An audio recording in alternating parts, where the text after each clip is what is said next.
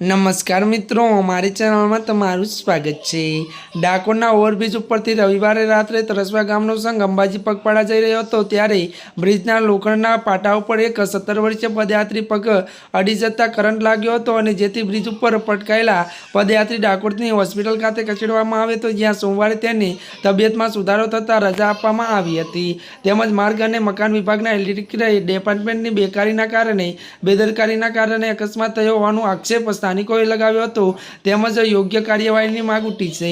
તો વડોદરાના વાઘોડિયા તાલુકાના તરસવા ગામની છેલ્લા 17 વર્ષથી પગપાળા સંઘ અંબાજી જાય છે અને ચાલુ વર્ષના આ સંઘ રવિવારે ડાકોર ઓવરબ્રિજ ઉપરથી પસાર થઈ રહ્યો હતો ત્યારે કપડવંજ રોડ પર તરફ બ્રિજના લોખંડના પાટા ઉપર પદયાત્રી હરેશકુમાર પરમારનો પગ અડી જતા ત્યારે તેને કરંટ લાગ્યો હતો।